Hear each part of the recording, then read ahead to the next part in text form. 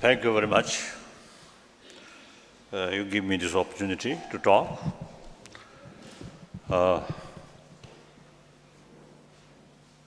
But when I received these two books,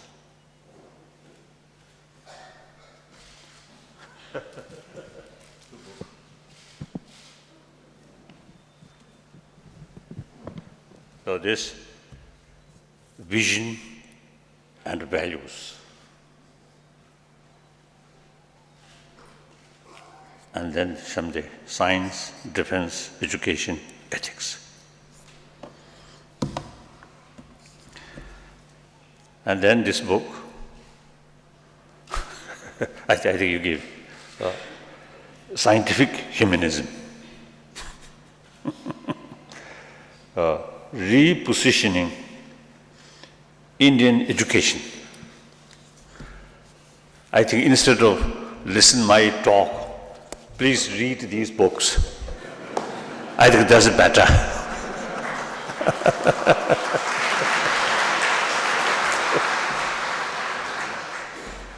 I'm very much impressed on this, of course, the vision and the value.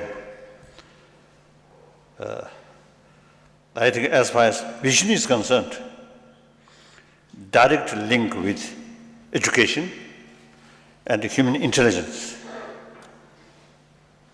That, in a way, I think we pay quite sufficient sort of attention, vision. But then value. What's the value? Money or beautiful facility or just good body, more friend? No. Of course, these are part of value, but not real value. Value means you must get some, long-lasting benefit. That's real value. Money value, even fame, right? Fame may bring more worry, more anxiety, more stress, more suspicion. A friend also, just a mere friend, I think most cases, friend of wealth, friend of power,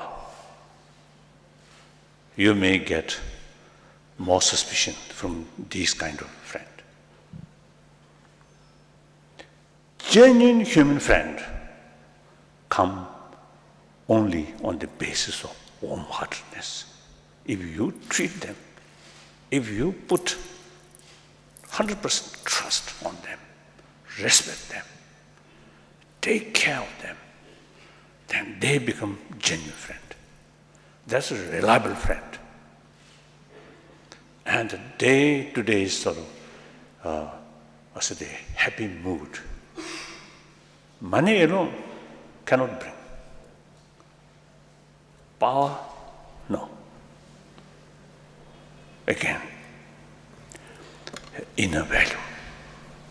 So, vision with value, what? Then, individually, becoming more happier person, and family level also happier, and community level also much happier.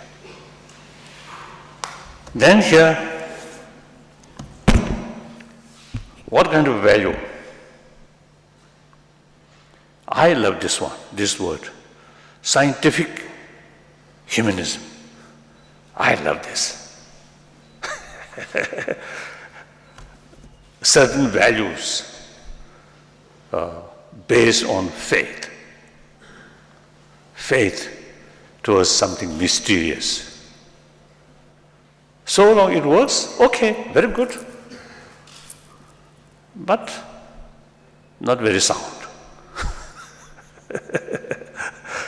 But the value means, humanism, basic humankind human nature, I believe, gentleness.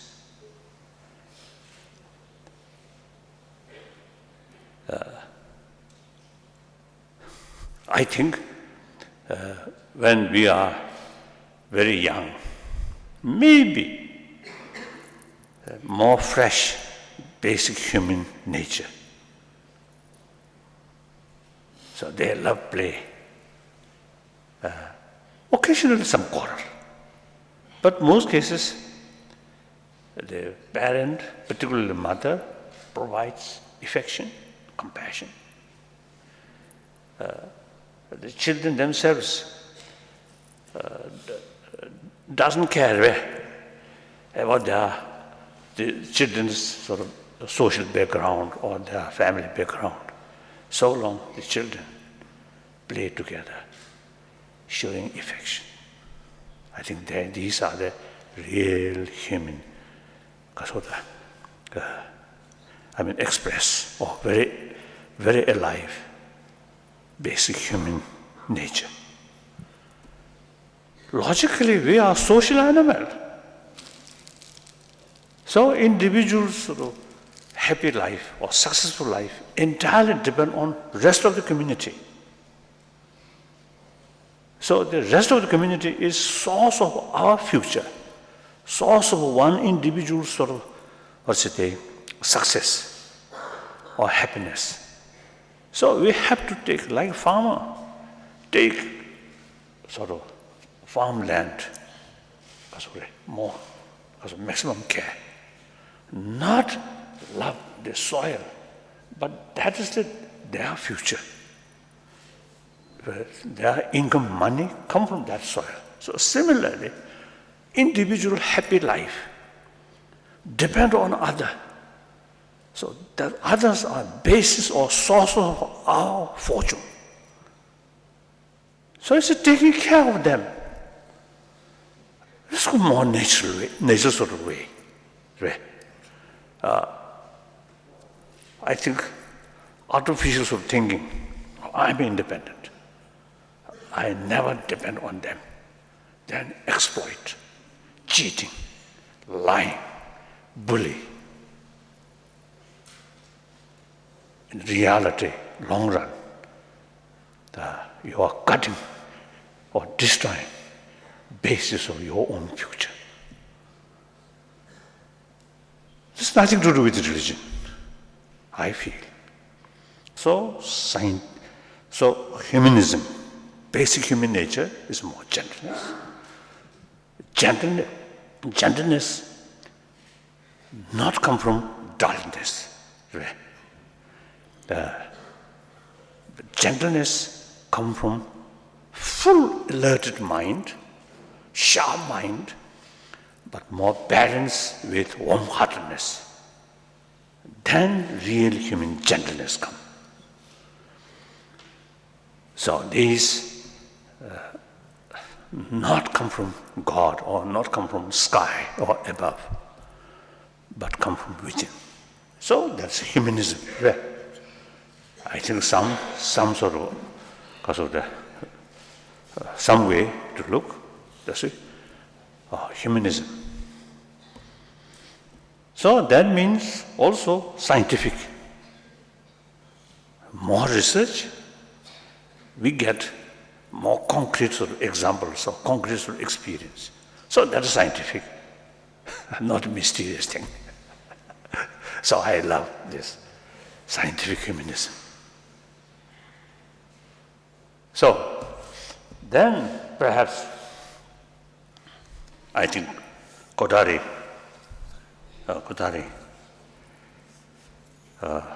seems, I think, really long-sighted, far-sighted, and practical. Perhaps this country, among three world civilizations, Egyptian civilization, and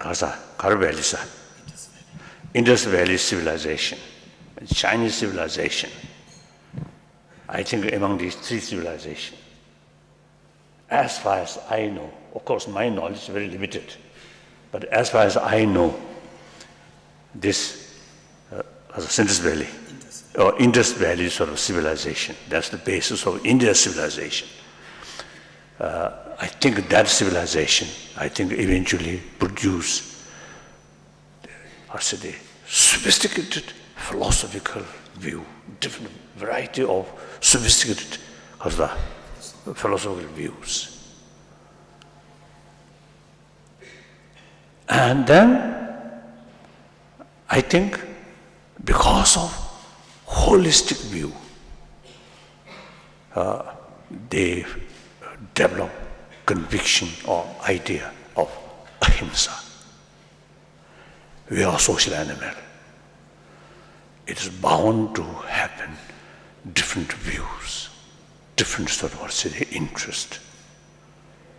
But still, these different people who have different sort of idea, different sort of interest, they are part of the humanity, part of the society. So there's no reason to killing each other, to bully each other. Even there is some differences, we have to talk. So that's the principle of non-violence. Non-violence does not mean bow down, bowing. Non-violence, you should consider non-violence is signs of strength. Violence is a sign of desperate weakness. So there is a very rich human thinking, the concept of ahimsa developed. Not only remain idea, but 1,000 years it practice. I think India's freedom struggle through non-violence, led by Mahatma Gandhi and some other freedom fighter. This is not new, but 1,000 years, 1,000-year-old India's sort of traditional belief, they implement in the political freedom fight, freedom struggle. Then also religious harmony, also because of broad sort of thinking. So it's bound to happen. Different religions, different faith. Each have its own beauty.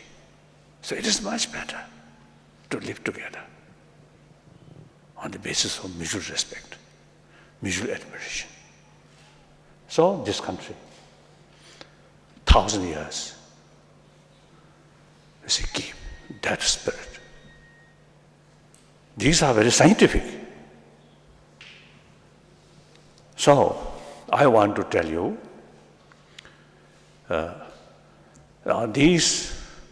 mainly these two things, non-violence, ahimsa, and religious harmony. These two things are traditional India's, treasures, India's richness. And that, not proper, just put in museum, but these treasures must be living culture. Our daily life must carry according to these values. Of course, as a big nation, now over 1 billion human population, some pockets, some problems, that always happen. That's understandable. About 2 years ago, I was in Poland. One Polish journalist, one lady, asking me how India, the Hindus, burning Christian missionaries were. And so bad. She got the impression India is so much sort of a sectarian way. Divided by religious faith. That when she asked this question, her face showing a lot of irritation. Then I explain. If you look India, my whole picture, then really marvelous. In fact, all world major religions, all religions of world exist in India. Not just a few years or few centuries, but 1,000 years. A small incident here and there, it is possible. It has always happened. So still, outside world, some area, still do not know what's India's, ahimsa, and India's, religious harmony. So India, now of course, this morning also I mentioned, I'm now over 75 years old, and because I become refugee, I have sort of a lot of opportunity, visit different places, and also, you see, the meeting with variety of people. So through personal contact, I learn many things. So then I got the conclusion, India's these two things, concept of ahimsa, concept of religious harmony, these two things are very much relevant to today's world. So therefore, wherever I go, I always talk these things. These are directly linked with 6 billion human beings. Ahimsa, very much relevant. Because of the vision, because of hope. Conflict there, source of conflict there. That we must solve, or we must find solutions, these conflict through non-violent way. That's the only way. So non-violence is very, very relevant to today's world. And especially in ancient time, people, different continent, different country, they remain more or less self-sufficient. So not much contact with outside. So according to their circumstances, the very concept of war destroy the other group which have different interests or different sort of views. Then destruction of your enemy is victory of yourself. Now today's reality is every nation, every continent very much mixed each other, heavily interdependent.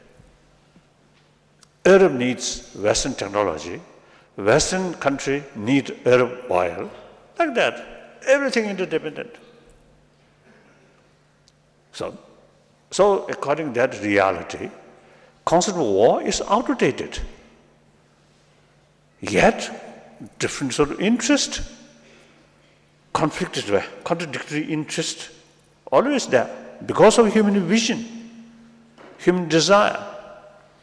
Then we must find effective, practical method to solve these things. That's dialogue with non-violent principle. So that's very much relevant to today's world. Then religious harmony. Again, in ancient time, we Tibetan remain inside Tibet, and I think when climate cold, so remain like that. No use our hearing, no use our eye, just remain like that. So the people, different sort of part of the world, more or less remain like that. So very little contact with, the different institutions. Of course, occasionally India, I think, got a lot of experience, foreign power with different faith.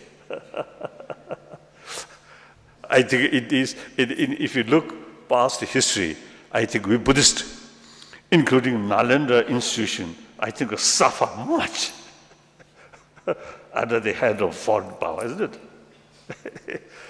But past is past. So now, you see, the world very much sort of close each other. So then, religious harmony is very essential. When I notice Northern Ireland, and also in Pakistan and some other Muslim countries, fighting between Shia and Sunni. In India, hardly is no such stories. And I noticed very much in Ladakh, some Sunni group, some Shia group, they come together. Whenever I visit there, they come together. So on occasion I suggested, now you from two community live harmoniously with respect, no sort of conflict. So you should visit these Muslim brothers, sisters country where problem between Sunni and Shia. So Indian Muslim, I think can make some contribution. And different sort of the religious group in this country, I think many occasions I express now India's 1,000-year-old tradition of ahimsa and religious harmony, now time come to more,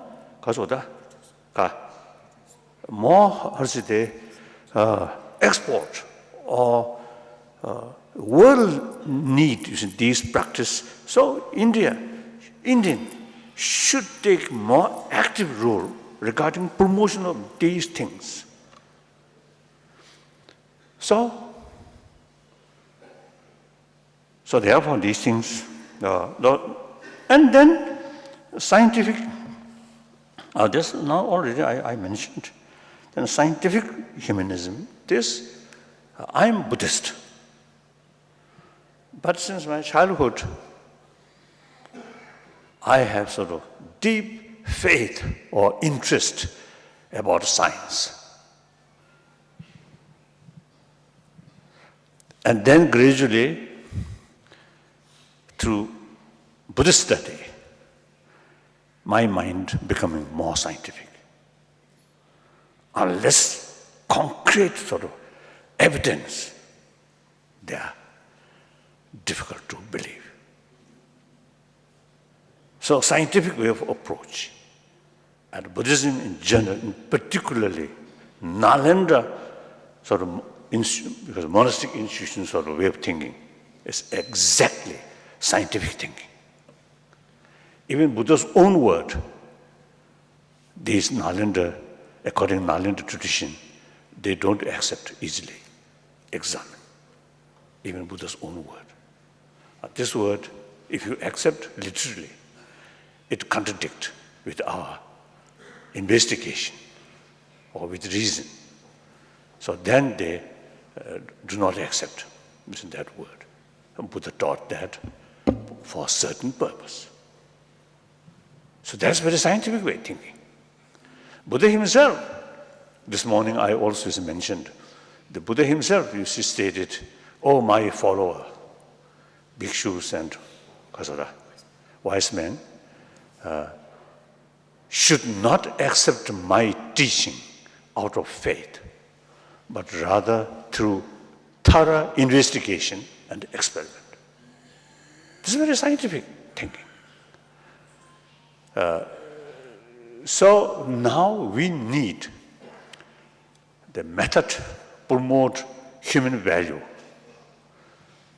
human compassion, human affection, not based on quotation, but based on actual experiment. That now scientists, latest scientific finding, now they confirmed healthy body highly related with healthy mind. peaceful mind, calm mind, very important factor for good health. Few occasions in America, some scientist actually carrying, some professor actually carrying as a pilot project. Some group of people and carry some lesson about training of mind, including mindfulness. Before they start, they check everything, blood pressure and amount of stress or mood, everything. And after a few weeks, they again check. They found differences. Blood pressure low, because of lower. And person, too much nervousness per people, more calm. They actually notice. The other day I just mentioned another example. The guinea pig, wounded two guinea pig. One with another guinea pig who constantly receiving licking, the wounded one. One just alone. Then they discover the guinea pig who have same wound but recover much faster the guinea pig who receive constantly licking from other. They have no religion, no constitution, nothing. But biological response, someone show affection, they recover of the wounded much faster. So I think everybody knows those people who receiving maximum affection at the time because of the child, in deep inside, much more stable. And those people who no matter what is the highest sort of position or highest sort of success life, who are lacking at the time of their childhood, lack of affection, in deep inside, some sense of insecurity. There. So therefore, these are concrete sort of the proof. More calm mind is immense benefit to our health. And the amount of happiness, peaceful life in family. If that family, each member, main person, like two parents, more compassionate, that whole family, much happier. Even visitors, friend, as soon as they reach that family, they get some kind of warmth. Even animal, cats, dogs also. I don't know, bad bugs or mosquito, whether they appreciate that sort of warm atmosphere, I don't know. Maybe, for them, maybe more tougher sort of attitude. As soon as they enter and go like that, maybe better. So anyway, recently, I met in my audience in Japan recently, one Japanese, she told me she visited Tibet recently. So one day in the car, some mosquito there. She, I think, going to catch or kill. Then the Tibetan driver say, oh, no, don't kill. And then open the window and release. Then also the hotel where she lived. Again, some fly used to come. Then all those, all those Tibetans, they sort of, jointly, try to catch, that fly, then throw out outside, release from the window, like that. She told me she very much impressed. I also have this same sort of experience. One occasion in Prague, the meeting was Forum 2000. At break, lunch period, each collect some food and then sit somewhere and enjoy meal. In front of me, two ladies also eating meal. And then one fly, come and was stuck on carpet. Then one lady did that. I just keep quiet. And not nice to protest. Other occasion, my plane from Delhi to Kasa Asang Kasa Guwahati. It stopped at Bagdora. Some tourist, some European group there. So while we stopped at Bagdora, they came to see me where I sit. They came towards me. And then one mosquito come. Then one lady do like that. Then I shout, "Oh, don't do that." Then on that spot, that right moment, they promised me in future they won't kill. Like that. So you see, I think through culture heritage, non-violent cultural heritage, these kind of things become habit. So person who don't care about other animals' life, then gradually these people don't care about other human beings' life. Right from the beginning, keep some kind of habit, not killing other. Then towards human being, no question. So in any way, happy family, happy community. I think some occasion I suggested within community, say 10 family made some kind of agreement within their compound survey, their circle. Create zone of peace. That should not start quarrel within that.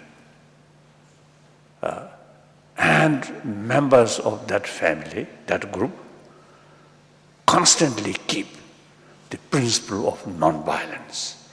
And whenever find some difficulties or conflict, solution through dialogue. Make habit. Then 10 family eventually can expand 20 family, 100 family, 1,000 family. One time I suggested to one my friend, Mexican friend, I told, and then later they also, create some kind of, non-violent zone or something. Step by step.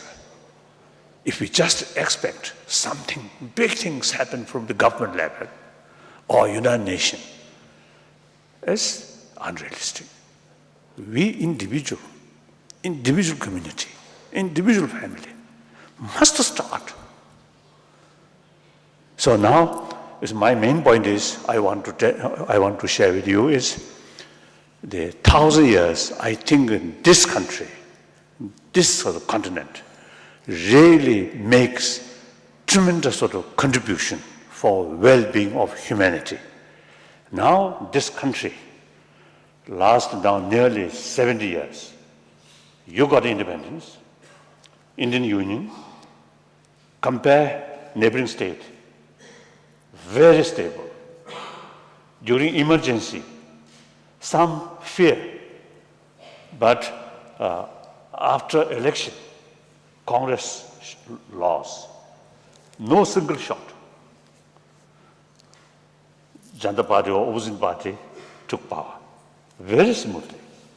That's the sign of India's deep-rooted democracy. So it is really wonderful. And to compare these neighboring states, very stable. Sometimes in the parliament, a little noisy there. That's a good sign, isn't it? But at least the Indian parliament, I think, never use the chair shooting. I don't think. Never happened. Did it happen? No. Not happened. I think in Taiwan parliament, using chair. So anyway, I think India, as far as democracy is concerned, I think people, generally speaking, I think very matured. So now, I think, and also in 50s, 60s, non-alignment, concept of non-alignment. Anyway, just a reaction about NATO or CENTO or these things. But anyway, these also, the sort of indication or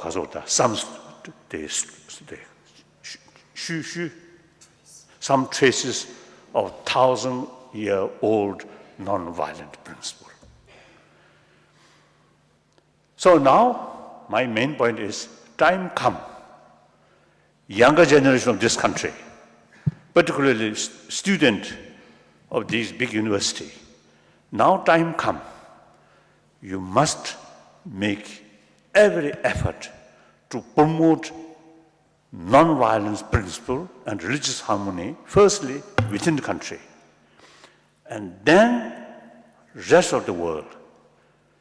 As a first step, I already suggested when I met some Indian community in New York and some other places, when I met them, I appealed to them. You have very rich two traditions, Indian treasure. So wherever you live, you must promote these things.